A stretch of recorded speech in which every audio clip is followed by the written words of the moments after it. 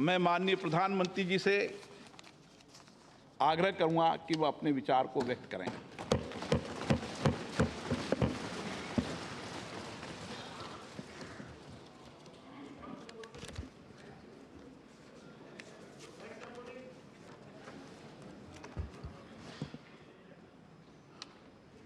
माननीय अध्यक्ष जी, देश की 75 वर्षों की संसदीय यात्रा, उसका एक बार पुनः स्मरण करने के लिए और नए सदन में जाने से पहले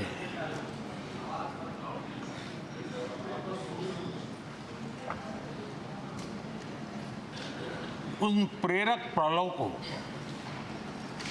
इतिहास की महत्वपूर्ण घड़ी को स्मरण करते हुए आगे बढ़ने का ये अवसर है। हम सब इस ऐतिहासिक भवन से विदा ले रहे हैं। आजादी के पहले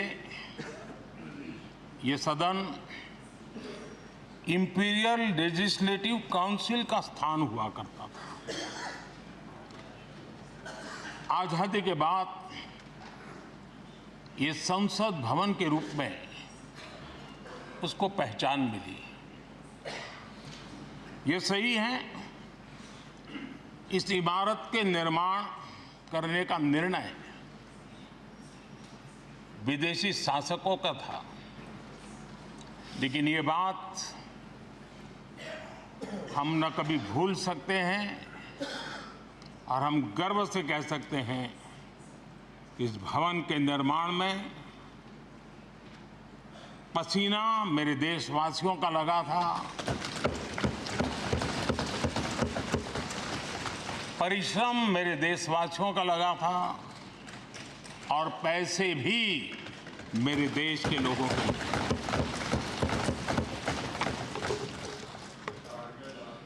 इस 75 वर्ष की हमारी यात्रा ने अनेक लोकतांत्रिक परंपराओं और प्रक्रियाओं का उत्तम से उत्तम सृजन किया है और इस सदन में रहे हुए सबने उसमें सक्रियता से योगदान भी दिया है और साक्षी भाव से उसको देखा भी है। हम भले नए भवन में जाएंगे, लेकिन पुराना भवन भी, ये भवन भी आने वाली पीढ़ियों को हमेशा हमेशा प्रेरणा देता रहेगा।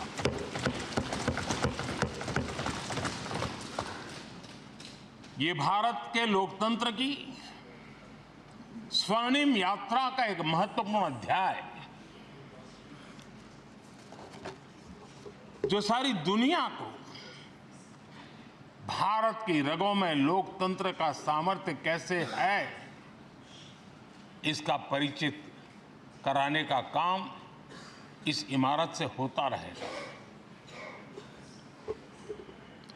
आदरणीय अध्यक्ष जी, अमृतकाल की प्रथम प्रभा का प्रकाश राष्ट्र में एक नया विश्वास, नया आत्मविश्वास, नया उमंग, नए सपने, नए संकल्प और राष्ट्र का नया सामर्थ्य उससे भर रहा है। चारों तरफ आज भारतवासियों की उपलब्धि की चर्चा हो रही है और गौरव के साथ हो रही है। ये हमारे 75 साल के संसदीय इतिहास का एक सामूहिक प्रयास का परिणाम है, जिसके कारण विश्व में आज वो गूंज सुनाई दे रही है। आदरणीय अध्यक्ष जी, चंद्रयान-3 की सफलता न सिर्फ पूरा भारत, पूरा देश अभिभूत है और इसमें भारत के सामर्थ्य का एक नया रूप जो आधुनिकता से जुड़ा है, जो विज्ञान से जुड़ा है, जो टेक्नोलॉजी से जुड़ा है, जो हमारे वैज्ञानिकों के सामर्थ्य से जुड़ा है, जो 140 करोड़ देशवासियों के संकल्प की शक्ति से जुड़ा हुआ है, वो देश और दुनिया पर एक नया प्रभाव पैदा करने वाला है। ये सदन और इस सदन के माध्यम से मैं फिर एक बार देश के वैज्ञानिकों और उनके साथियों को कोटि कोटि बधाइयां देता हूं, उनका अभिनंदन करता हूं।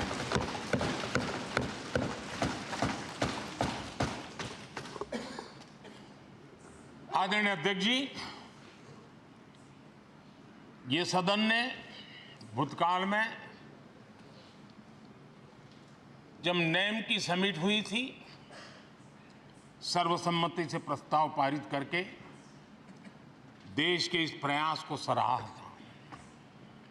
आज G20 की सफलता को भी आपने सर्वसम्मति से सराहा है। मैं मानता हूं देशवासियों का आपने गौरव बढ़ाया है, मैं आपका आभार व्यक्त करता हूं। G20 की सफलता 140 करोड़ देशवासियों की है। ये भारत की सफलता है,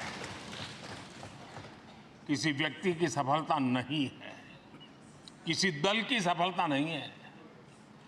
भारत के फेडरल स्ट्रक्चर ने, भारत की विविधता ने 60 स्थानों पर 200 से अधिक समिट और उसकी मेजबानी हिंदुस्तान के अलग अलग रंग रूप में देश की अलग अलग सरकारों ने बड़े आन बान शान से की और ये प्रभाव पूरे विश्व भर के मन पर पड़ा हुआ है। ये हम सबके सेलिब्रेट करने वाला विषय है, देश के गौरवगान को बढ़ाने वाला है। और जैसा आपने उल्लेख किया, भारत इस बात के लिए गर्व करेगा, जब भारत अध्यक्ष रहा उस समय अफ्रीकन यूनियन इसका सदस्य बना। मैं उस इमोशनल पल को भूल नहीं सकता जब अफ्रीकन यूनियन की घोषणा हुई और अफ्रीकन यूनियन के प्रेसिडेंट, उन्होंने एक इंटरव्यू में कहा कि मेरे जीवन में ऐसी पल थी, शायद मैं बोलते बोलते रो पड़ूंगा। आप कल्पना कर सकते हैं कि कितनी बड़ी अपेक्षा और आशाएं पूरी करने का काम भारत के भाग्य में आया। आदरणीय अध्यक्ष जी, भारत के प्रति शक करने का एक स्वभाव कई लोगों का बना हुआ है और जब आजादी मिली तब से चल रहा है। इस बार भी यही था, कोई डिक्लेरेशन नहीं होगा, असंभव है। लेकिन ये भारत की ताकत है कि वह भी हुआ और विश्व सर्वसम्मति से एक साझा घोषणा पत्र लेकर के आगे का रोड मैप लेकर के यहाँ से प्रारंभ हुआ है। और अध्यक्ष जी, आपके नेतृत्व में, क्योंकि भारत की अध्यक्षता नवंबर के आखिरी दिन तक है, इसलिए अभी हमारे पास जो समय है उसका उपयोग हम करने वाले हैं और आपकी अध्यक्षता में दुनिया भर के ये जो G20 के सदस्य हैं, P20 पार्लियामेंट के स्पीकर्स की एक समिट जैसे आपने घोषणा की, सरकार का आपके इस प्रयासों को पूरा समर्थन रहेगा, पूरा सहयोग रहेगा। आदरणीय अध्यक्ष जी, हम सबके लिए गर्व की बात है कि आज भारत विश्व मित्र के रूप में अपनी जगह बना पाया है। पूरा विश्व भारत में अपना मित्र खोज रहा है। पूरा विश्व भारत की मित्रता को अनुभव कर रहा है और उसका मूल कारण है हमारे जो संस्कार है, वेद से विवेकानंद तक जो हमने पाया है। सबका साथ सबका विकास का मंत्र आज विश्व को हमें साथ लाने में जोड़ रहा है। आदरणीय अध्यक्ष जी, ये सदन से विदाई लेना एक बहुत ही भावुक पल है। परिवार भी अगर पुराना घर छोड़कर के नए घर जाता है तो बहुत सारी यादें कुछ पल के लिए उसको झकझोर देती है। और हम जब ये सदन को छोड़ के जा रहे हैं तो हमारा मन मस्तिष्क भी उन भावनाओं से भरा हुआ है, अनेक यादों से भरा हुआ है। खट्टे मीठे अनुभव भी रहे हैं, नोकझोंक भी रही है, कभी संघर्ष का माहौल भी रहा है और कभी इसी सदन में उत्सव और उमंग का माहौल भी रहा है। ये सारी स्मृतियां हमारे साथ हम सबकी साझी स्मृतियां हैं। ये हम सबकी साझी विरासत है और इसलिए इसका गौरव भी हम सबका साझा है।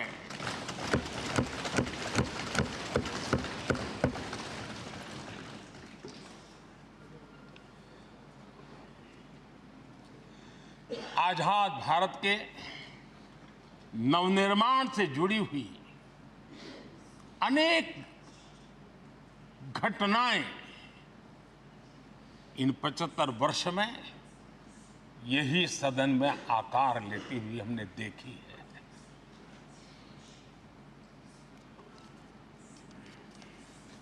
आज हम जब इस सदन को छोड़ करके नए सदन की ओर प्रस्थान करने वाले हैं, तब भारत के सामान्य मानवीय की भावनाओं को जहां जो आदर मिला है, सम्मान मिला है, उसकी अभिव्यक्ति का भी एक अवसर है। और इसलिए आदरणीय अध्यक्ष जी, मैं पहली बार जब संसद का सदस्य बना और पहली बार एक सांसद के रूप में इस भवन में मैंने प्रवेश किया तो सहज रूप से मैंने इस संसद भवन के डोर पक्ति पर अपना शीश झुका करके इस लोकतंत्र के मंदिर को श्रद्धा भाव से नमन करते हुए मैंने पैर रखा था। वो पल मेरे लिए भावनाओं से भरी हुई थी। मैं कल्पना नहीं कर सकता था, लेकिन भारत के लोकतंत्र की ताकत है, भारत के सामान्य मानवीय की लोकतंत्र के प्रति श्रद्धा का प्रतिबिंब है कि रेलवे प्लेटफॉर्म पर गुजारा करने वाला एक गरीब परिवार का बच्चा पार्लियामेंट पहुंच गया।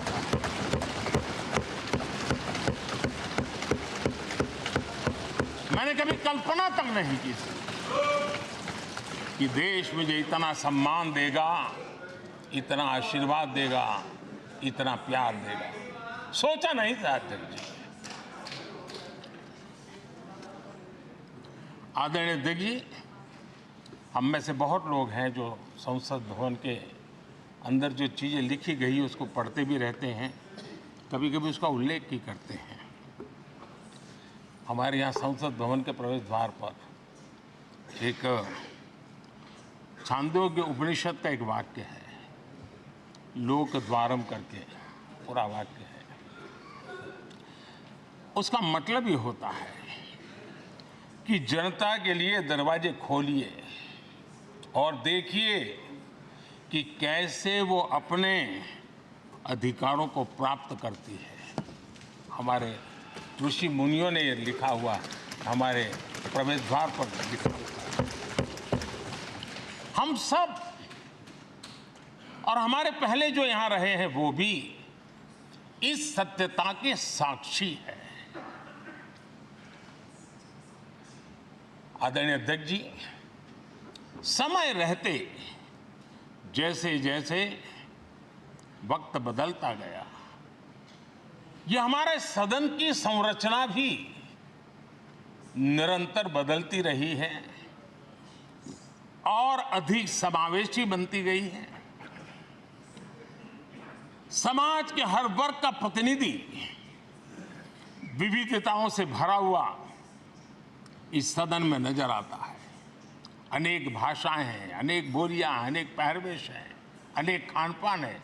सदन के अंदर सब कुछ है और समाज के सभी तबके के लोग, चाहे वो सामाजिक रचना के हो, चाहे आर्थिक रचना के हो, चाहे गांव या शहर के हो, एक प्रकार से पूर्ण रूप से समावेशी वातावरण सदन में पूरी ताकत के साथ जन सामान्य की इच्छा आकांक्षाओं को प्रकट करता रहा है।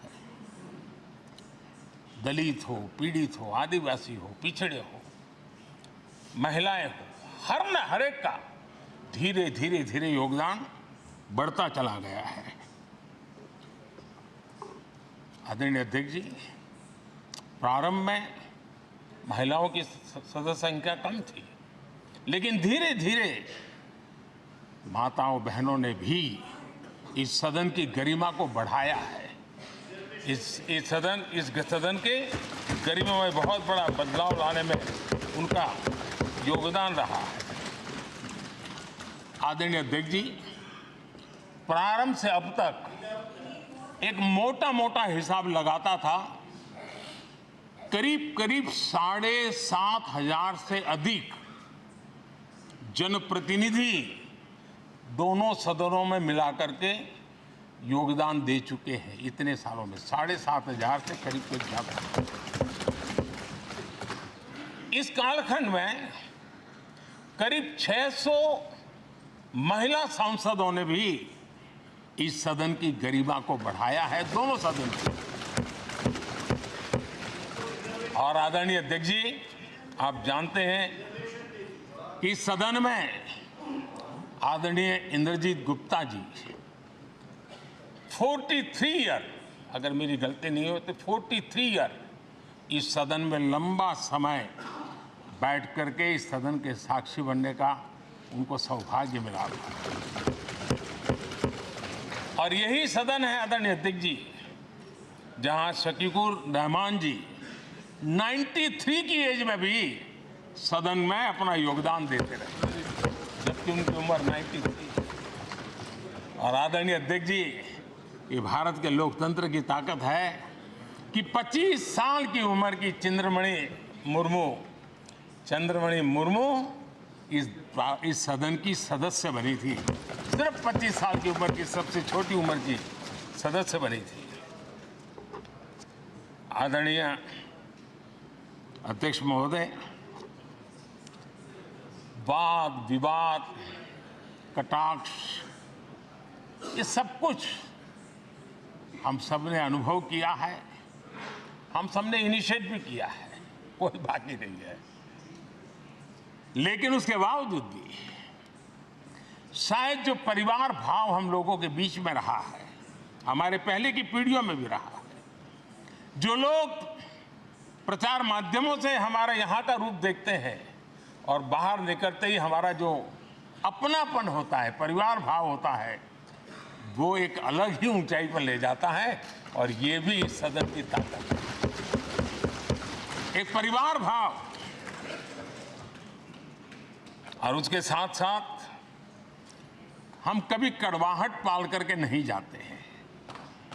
हम उसी प्यार से सदन छोड़ने के कई वर्षों के बाद भी मिल जाए तो भी उस प्यार को कभी भूलते नहीं है, उस स्नेह भरे याद दिनों को भूलते नहीं है। वो मैं अनुभव कर सकता हूं। आदरणीय अध्यक्ष जी, हमारे पहले भी और वर्तमान भी हमने कई बार देखा है कि अनेक संकटों के बावजूद भी अनेक असुविधाओं के बावजूद भी सांसद सदन में आए हैं और उन्होंने शारीरिक पीड़ा भी असह्य हो तो भी सदन में एक सांसद के रूप में, जनप्रतिनिधि के रूप में अपना कर्तव्य निभाया है। ऐसी अनेक घटनाएं आज हमारे सामने हैं। गंभीर गंभीर बीमारियों के बावजूद भी कोई व्हीलचेयर में आना पड़ा, किसी को डॉक्टरों को बाहर खड़े रख करके अंदर आना पड़ता, लेकिन सभी सांसदों ने कभी न कभी इस प्रकार से अपनी भूमिका निभाई। कोरोना काल हमारे सामने उदाहरण है। हर परिवार में रहता था कहीं बाहर जाए तो मौत को बुलावा न दे दे, उसके बावजूद भी हमारे माननीय सांसद दोनों सदन में कोरोना काल के इस संकट की घड़ी में भी सदन में आए, अपना कर्तव्य निभाया। हमने राष्ट्र का काम रुकने नहीं दिया। आवश्यकता पड़ी, डिस्टेंस रखना भी था और बार बार टेस्टिंग भी करना पड़ता था। सदन में आते थे लेकिन मास्क पहनना पड़ता था। बैठने की रचना भी अलग अलग की, समय भी बदले गए। हर चीज के साथ राष्ट्र का काम रुकना नहीं चाहिए, इस भाव से सभी सदस्यों ने इस सदन को अपने कर्तव्य का महत्वपूर्ण अंग माना, संसद को चलाए रखा। और मैंने देखा है कि इस सदन से इतना लगाव लोगों का रहता है कि पहले कभी हम देखते थे कोई 30 साल पहले सांसद रहा होगा, कोई 35 साल पहले रहा होगा, लेकिन वो सेंट्रल हॉल तो जरूर आएगा। जैसे मंदिर जाने की आदत होती है वैसे उनको सदन में आने की आदत है। इस जगह का लगाव बन जाता है, एक आत्मीय भाव से जुड़ाव हो जाता है। और ऐसे बहुत से पुराने लोग हैं जो आते जाते में मन करता है जरा चलो एक चक्कर काट ले। आज उनका जनप्रतिनिधि के नाते दायित्व तो नहीं है, लेकिन भूमि के प्रति उनका लगाव हो जाता है। ये सामर्थ्य होता है इस सदन का। आदरणीय अध्यक्ष महोदय, आजादी के बाद बहुत बड़े बड़े विद्वान लोगों ने बहुत आशंकाएं व्यक्त की थी। पता नहीं देश का क्या होगा, चल पाएगा कि नहीं चल पाएगा, एक रहेगा कि बिखर जाएगा, लोकतंत्र बना रहेगा नहीं, 50।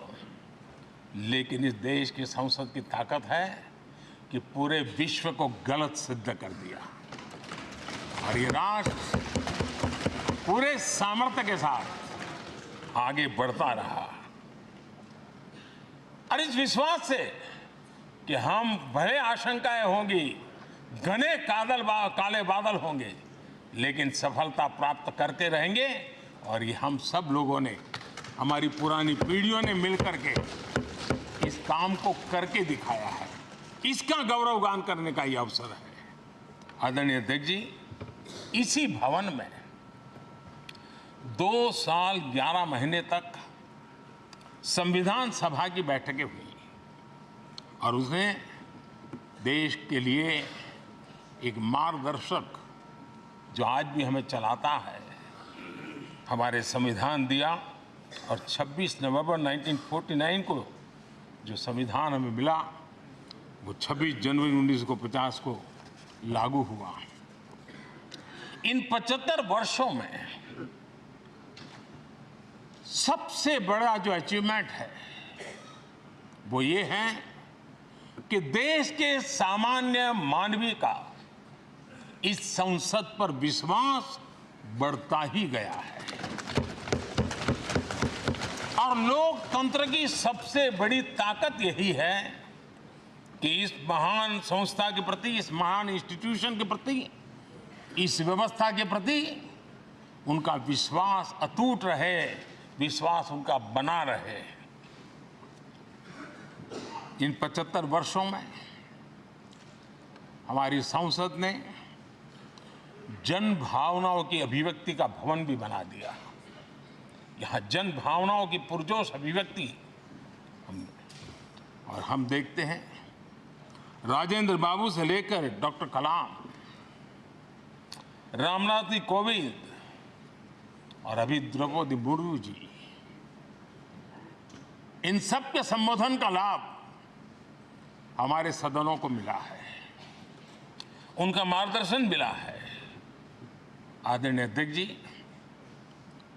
पंडित नेहरू जी, शास्त्री जी, वहां से लेकर के अटल जी, मनमोहन सिंह जी तक एक बहुत बड़ी श्रृंखला जिसने इस सदन का नेतृत्व किया है और सदन के माध्यम से देश को दिशा दी है, देश को नए रंग रूप में ढालने के लिए उन्होंने परिश्रम किया है, पुरुषार्थ किया है। आज उन सबका गौरवगान करने का भी अवसर है। आदरणीय अध्यक्ष जी, सरदार वल्लभ भाई पटेल, लोहिया जी, चंद्रशेखर जी, आडवाणी जी, न जाने अनगिनत नाम जिन्होंने हमारे इस सदन को समृद्ध करने में, चर्चाओं को समृद्ध करने के लिए, देश के सामान्य से सामान्य व्यक्ति की आवाज को ताकत देने का काम इस सदन में किया है।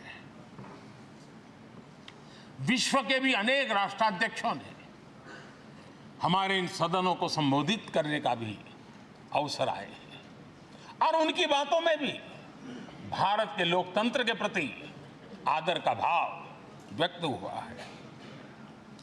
आदरणीय अध्यक्ष जी, उमंग उत्साह के पल के बीच भी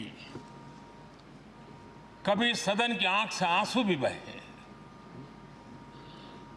ये सदन दर्द से भर गया जब देश को 3 अपने प्रधानमंत्री उनको अपने कार्यकाल में ही खोने की नौबत आई, नेहरू जी, शास्त्री जी और इंदिरा जी। तब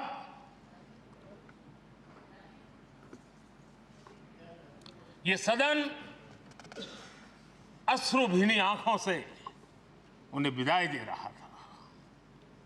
आदरणीय अध्यक्ष जी, अनेक चुनौतियों के बावजूद भी हर स्पीकर ने, हर सभापति ने बेहतरीन तरीके से दोनों सदनों को सुचारू रूप से चलाया है और अपने कार्यकाल में उन्होंने जो निर्णय किए वो निर्णय मावलंकर जी से काल से शुरू हुए हो या सुमित्रा जी के कालखंड के हो या बिरला जी के, आज भी उन निर्णयों को रेफरेंस पॉइंट माना जाता है। ये काम हमारे करीब 17 स्पीकर और उसमें 2 हमारी महिला स्पीकर ने भी, और मावलंकर जी से लेकर के सुमित्रा ताई तक और बिरला जी का मार्गदर्शन आज भी हमें मिल रहा है। हर एक ने अपनी अपनी शैली रही है, लेकिन उन्होंने सबको साथ लेकर के नियमों कानूनों के बंधन में इस सदन को हमेशा ऊर्जावान बनाए रखा है। मैं आज उन सभी स्पीकर महोदय को भी आज वंदन करता हूं, अभिनंदन करता हूं। आदरणीय अध्यक्ष जी, ये सही है कि हम जनप्रतिनिधि अपनी अपनी भूमिका निभाते हैं, लेकिन सातत्यपूर्ण तरीके से हमारे बीच जो ये टोली बैठती है उनकी भी कई पीढ़ियां बदल गई है। कभी कागज लेके दौड़ के आते हैं, उनका भी योगदान कम नहीं है।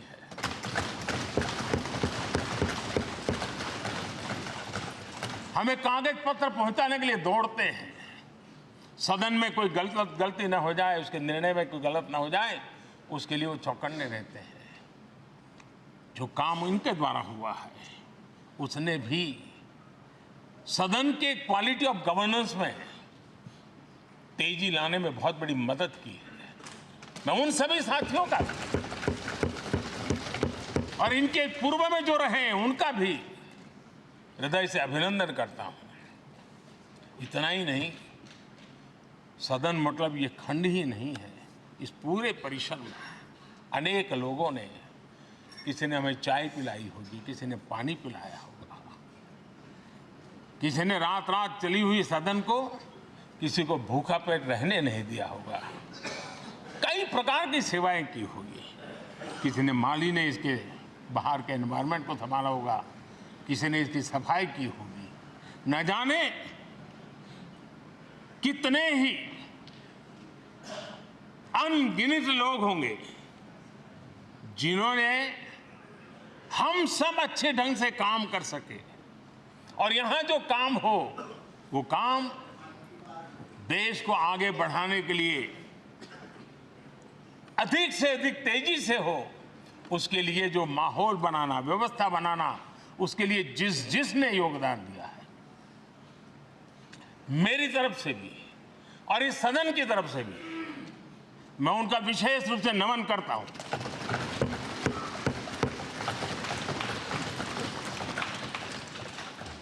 आदरणीय अध्यक्ष जी, लोकतंत्र का एक सदन, आतंकी हमला हुआ, पूरे विश्व में यह आतंकी हमला एक इमारत पर नहीं था, ये मदर ऑफ डेमोक्रेसी एक प्रकार से हमारी जीवात्मा पर यह हमला था। ये देश उस घटना को कभी भूल नहीं सकता है, लेकिन आतंकियों से लड़ते लड़ते सदन को बचाने के लिए और हर सदस्य को बचाने के लिए जिन्होंने अपने सीने पर गोलियां झेली, आज मैं उनको भी नमन करता हूं। हमारे बीच नहीं है, लेकिन उन्होंने बहुत बड़ी रक्षा की है। आदरणीय अध्यक्ष जी, जब आज हम इस सदन को छोड़ रहे हैं, तब मैं उन पत्रकार मित्रों को भी याद करना चाहता हूं जिन्होंने जीवन में,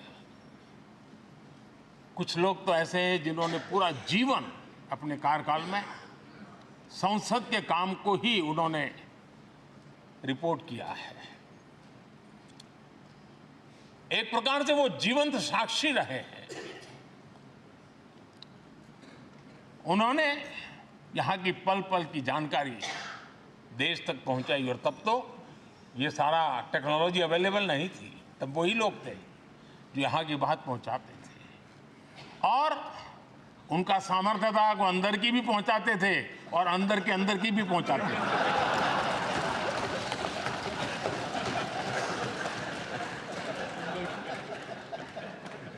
और मैंने देखा कि ऐसे पत्रकारिता जिन्होंने संसद को कवर किया, शायद उनके नाम जाने नहीं जाते होंगे, लेकिन उनके काम को कोई भूल नहीं सकता है। और खबरों को लिए नहीं, भारत की इस विकास यात्रा को संसद भवन से समझने के लिए उन्होंने अपनी शक्ति खपा दी थी।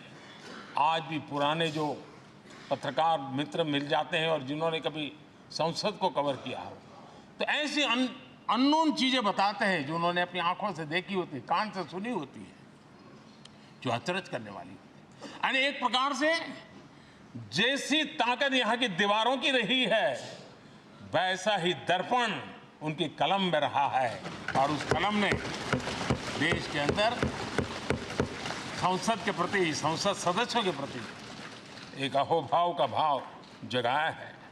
मैं आज कई पत्रकार बंधु होंगे जो रहे नहीं होंगे, लेकिन मेरे लिए जैसा ये सदन छोड़ना भावुक पल है, मैं पक्का मानता हूं इन पत्रकार बंधुओं के लिए भी ये सदन छोड़ना उतना ही भावुक पल होगा, क्योंकि इनका लगाव हमसे भी ज्यादा रहे हैं। कुछ तो पत्रकार ऐसे होंगे जो हम लोगों की ट्रम्प से भी समय उन्होंने काम किया होगा। आज उनके उस महत्वपूर्ण लोकतंत्र की ताकत बनने के लिए, योगदान देने के लिए भी याद करने का अवसर है। आदरणीय अध्यक्ष जी, जब हम सदन के अंदर आते हैं, हमारे यहां नाद ब्रह्म की कल्पना है। हमारे शास्त्रों में माना गया है किसी एक स्थान पर अनेक बार एक ही लय में उच्चारण होता है तो वो तपोस्थली बन जाता है, उसके एक पॉजिटिव वाइब होते हैं। नाद की एक ताकत होती है जो स्थान को सिद्धि स्थान में परिवर्तित कर देती है। मैं मानता हूं ये सदन भी उस 7-7.5 हजार जनप्रतिनिधियों के द्वारा बार बार जो शब्द गूंजे हैं, जो वाणी यहां गूंजी है, उसने इस सदन में हम बैठकर आगे चर्चा करें या ना करें, लेकिन इसकी गूंज इसे तीर्थ क्षेत्र बना देती है।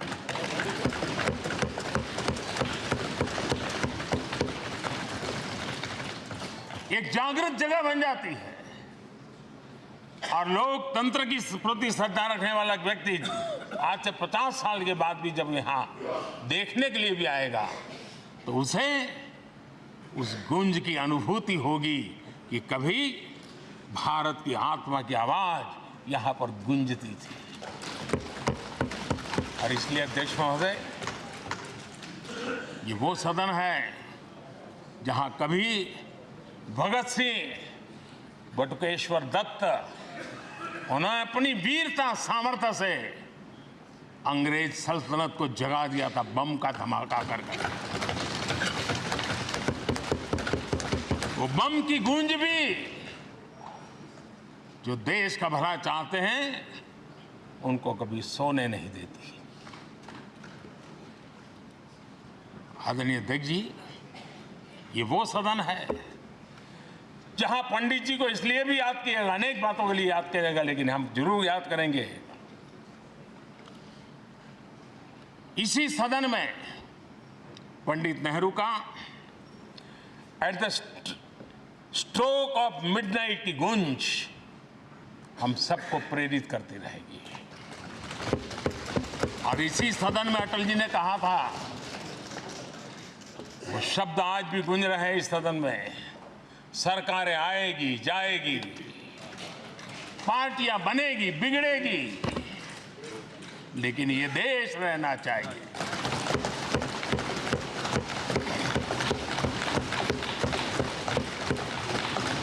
आदरणीय अध्यक्ष जी, पंडित नेहरू की जो प्रारंभिक मंत्रिपरिषद थी, बाबा साहब आम्बेडकर जी एक मंत्री के रूप में दुनिया की बेस्ट प्रैक्टिसेस भारत में लाने पर बहुत जोर दिया करते थे। फैक्ट्री कानून में अंतर्राष्ट्रीय सुझावों को शामिल करने पर बाबा साहब सर्वाधिक आग्रही रहे थे और उसका परिणाम आज देश को लाभ मिल रहा है। बाबा साहब आम्बेडकर ने देश को नेहरू जी की सरकार में वाटर पॉलिसी दी थी और उस वाटर पॉलिसी बनाने में बाबा साहब आम्बेडकर की बहुत बड़ी भूमिका रही थी। आदरणीय अध्यक्ष जी, हमें जानते हैं कि भारत में बाबा साहब आम्बेडकर एक बात हमेशा कहते थे कि भारत में सामाजिक न्याय के लिए भारत का औद्योगिकरण होना बहुत जरूरी है, क्योंकि देश के दलित पिछड़ों के पास जमीन ही नहीं है, वो क्या करेगा? औद्योगिकरण होना चाहिए। और बाबा साहब इस बात को मान करके डॉक्टर श्यामा प्रसाद मुखर्जी, जो पंडित नेहरू के मंत्री थे, उन्होंने इस देश में और पहले वाणिज्य मंत्री के रूप में और उद्योग मंत्री के रूप में उन्होंने इंडस्ट्री पॉलिसी इस देश में लाई थी। आज भी कितनी ही इंडस्ट्री पॉलिसी बने, लेकिन उसकी आत्मा वही होती है जो पहली सरकार के थी, और उनका भी बहुत बड़ा अहम योगदान रहा था। आदरणीय अध्यक्ष जी, लाल बहादुर शास्त्री जी ने 65 के युद्ध में हमारे देश के जवानों में का हौसला बुलंद करना, उनके सामर्थ्य के लिए को पूरी तरह राष्ट्र में झोंक देने की प्रेरणा इसी सदन में से दी थी लाल बहादुर शास्त्री को, और यहीं पर उन्होंने ग्रीन रिवॉल्यूशन के लिए एक मजबूत नींव लाल बहादुर शास्त्री जी ने रखी थी। आदरणीय अध्यक्ष जी, बांग्लादेश की मुक्ति का आंदोलन और उसका समर्थन भी इसी सदन ने इंदिरा गांधी के नेतृत्व में किया था। यही इसी सदन ने इमरजेंसी में लोकतंत्र पर होता हुआ हमला भी देखा था, और इसी सदन ने भारत के लोगों की ताकत को एहसास कराते हुए मजबूत लोकतंत्र की वापसी भी इसी सदन ने देखी थी। वो राष्ट्रीय संकल्प भी देखा था, ये सामर्थ्य भी देखा था। आदरणीय अध्यक्ष जी, ये सदन इस बात का हमेशा ऋणी रहेगा, क्योंकि इसी सदन में हमारे पूर्व प्रधानमंत्री चरण सिंह जी ने ग्रामीण मंत्रालय का गठन किया था, रूरल डेवलपमेंट मिनिस्ट्री। इसी सदन में मतदान की उम्र 21 से 18 करने का निर्णय हुआ था, और देश की युवा पीढ़ी को इसका योगदान देने के लिए प्रेरित किया गया, उत्साहित किया गया था। हमारे देश ने गठबंधनों की सरकारें देखी, पीपी सिंह जी हो, चंद्रशेखर जी, और बाद में एक सिलसिला चला। लंबे अरसे से एक दिशा में देश जा रहा था, आर्थिक नीतियों के बोझ तले देश दबा हुआ था, लेकिन नरसिम्हा राव की सरकार थी जिन्होंने हिम्मत के साथ पुरानी आर्थिक नीतियों को छोड़ करके नई राह पकड़ने का फैसला किया था, जिसके आज देश को परिणाम मिल रहे हैं। अटल बिहारी वाजपेयी जी का सरकार भी हमने इसी सदन ने देखी। सर्व शिक्षा अभियान देश में आज वो महत्वपूर्ण बन गया है। आदिवासी कार्यालय मंत्रालय अटल जी ने बनाया, नॉर्थ ईस्ट का मंत्रालय अटल जी ने बनाया। न्यूक्लियर टेस्ट भारत के सामर्थ्य का परिचायक बन गया। और इसी सदन में मनमोहन जी की सरकार कैश फॉर वोट को भी, उस कांड को भी सदन ने देखा है। आदरणीय अध्यक्ष जी, सबका साथ सबका विकास का मंत्र, अनेक ऐतिहासिक निर्णय, दशकों से लंबित विषय, उनका स्थायी समाधान भी इसी सदन में हुआ।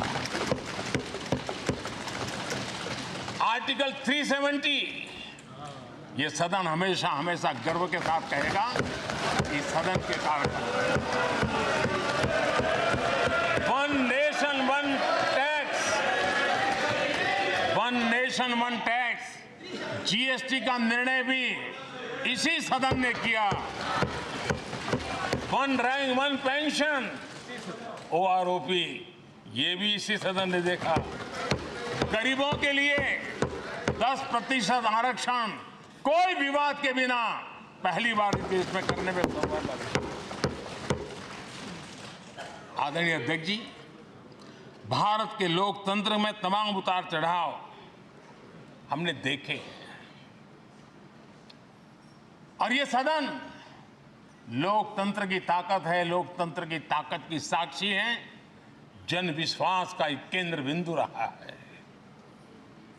इस सदन की विशेषता देखिए, और दुनिया के लोगों का आज भी अचरज होता है। यह सदन है जिसमें कभी 4 सांसद वाली पार्टी सत्ता में होती थी और 100 सदस्य वाली पार्टी विपक्ष में बैठती थी। ये भी सामर्थ्य इस सदन के लोकतंत्र की ताकत का परिचय कराता है। और यही सदन है जिसमें एक वोट से अटल जी की सरकार गई थी और लोकतंत्र की गरिमा को बढ़ाया था। ये भी इसी सदन में हुआ।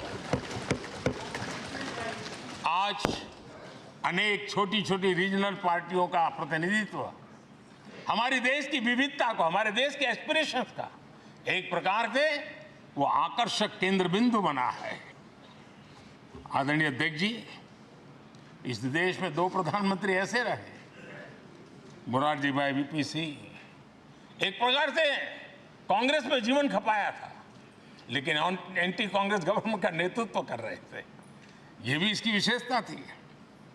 और हमारे नरसिम्हा राव जी, वो तो बिस्तरा गोल करके घर जाने की तैयारी कर रहे थे, निवृत्ति की घोषणा कर चुके थे।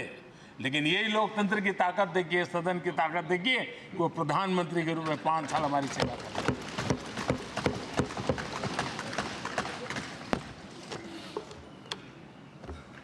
आदरणीय अध्यक्ष जी, सबकी सहमति से कठिन कार्य होते हुए हमने देखे हैं। 2000 की साल थी, अटल जी की सरकार थी। इसी सदन ने 3 राज्यों का गठन सर्व स्वीकृति से किया और बड़े उमंग उत्साह से किया। जब छत्तीसगढ़ की रचना हुई तो उत्सव छत्तीसगढ़ ने भी मनाया, उत्सव मध्य प्रदेश ने भी मनाया। जब उत्तराखंड की रचना हुई तो उत्सव उत्तराखंड ने भी मनाया, उत्सव उत्तर प्रदेश ने भी मनाया। जब झारखंड की रचना हुई तो उत्सव झारखंड ने भी मनाया, उत्सव बिहार ने भी बताया। ये हमारे सदन का सामर्थ्य, सब सहमति का वातावरण बना करके। लेकिन कुछ कड़वी यादें वो भी हैं कि तेलंगाना के हक को दबोचने के लिए भारी प्रयास हुए, खून की नदियां भी बही, और बनने के बाद न तेलंगाना उत्सव मना पाया, न आंध्र उत्सव मना पाया। एक कटुता के बीज बो दिए गए। अच्छा होता उसी उमंग और उत्साह के साथ हम तेलंगाना का निर्माण करते तो एक नई ऊंचाई पर आज तेलंगाना पहुंच चुका होता। आदरणीय अध्यक्ष जी, संविधान सभा ने, आदरणीय अध्यक्ष जी, इस सदन की परंपरा रही है। संविधान सभा ने उस समय अपना दैनिक भत्ता 45 रुपये से कम करके 40 कर दिया था। उनको लगा हमें इसको कम करना चाहिए। आदरणीय अध्यक्ष जी, यही सदन है कैंटीन में मिलने वाली सब्सिडी, जो बहुत कम पैसे में खाना मिलता था, इसी सदस्यों ने उस सब्सिडी को भी खत्म कर दिया और पूरा पैसा देकर के अब कैंटीन में खाते हैं। आदरणीय अध्यक्ष जी, कोरोना काल में जब जरूरत पड़ी तो यही सांसद जिन्होंने एमपी लेड फंड को छोड़ दिया और देश को इस संकट की घड़ी में मदद करने के लिए आगे आए। इतना ही नहीं, कोरोना काल में इसी सदन के सांसदों ने अपने तनख्वाह में 30% कटौती की और उन्होंने देश के सामने आए हुए संकट में अपनी बहुत बड़ी जिम्मेवारी निभाई। आदरणीय अध्यक्ष जी, हम गर्व से कह सकते हैं, ये सदन में बैठे हुए लोग भी कह सकते हैं, हमारे पूर्वज जो सदन में बैठे थे वो भी कह सकते हैं कि हम ही लोग हैं जिन्होंने हम पर डिसिप्लिन लाने के लिए हमारे यहाँ जनप्रतिनिधित्व कानून में समय समय पर कठोरता बरती। नियम हमने ही लादे, हमने ही तय किया कि नहीं, जनप्रतिनिधि के जीवन में ये नहीं हो सकता। मैं मानता हूं ये जीवंत लोकतंत्र का बहुत बड़ा उदाहरण है और ये सदन ने दिया है, यही माननीय सांसदों ने दिया है और हमारी पुरानी पीढ़ी के सांसदों ने दिया है। और मैं मानता हूं कि कभी कभी उन चीजों को भी याद करना चाहिए। आदरणीय अध्यक्ष जी, हम जो वर्तमान सांसद हैं उनके लिए तो ये विशेष सौभाग्य का अवसर है। सौभाग्य का अवसर इसलिए है कि हमें इतिहास और भविष्य दोनों की कड़ी बनने का अवसर मिला है।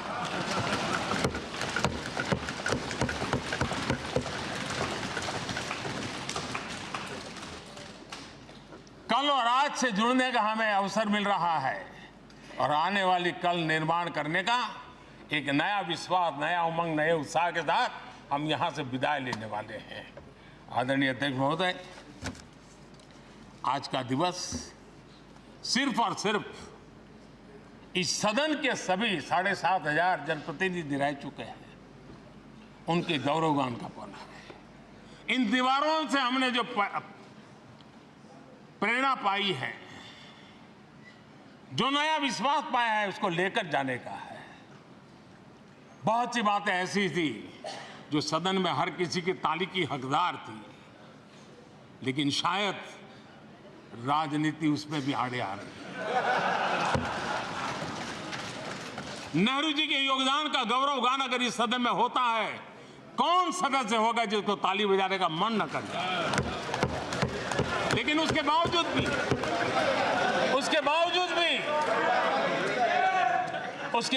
भी देश के लोकतंत्र के लिए बहुत जरूरी है हम सब ने अपने यहां सोच लें।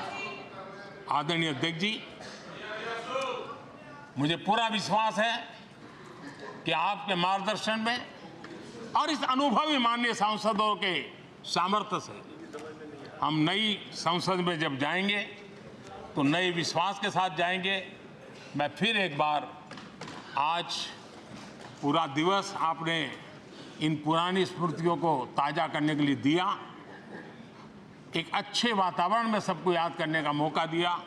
इसके लिए मैं आप सबका आपका हृदय से आभार व्यक्त करता हूं और मैं सभी सदस्यों से आग्रह करूंगा कि अपने जीवन की ऐसी मधुर यादों को यहां हम जरूर व्यक्त करें ताकि देश तक पहुंचे कि सचमुच में ये हमारा सदन, ये हमारे जनप्रतिनिधियों की गतिविधि सच्चे अर्थ में देश को समर्पित है, इसका भाव लोगों के तक पहुंचे।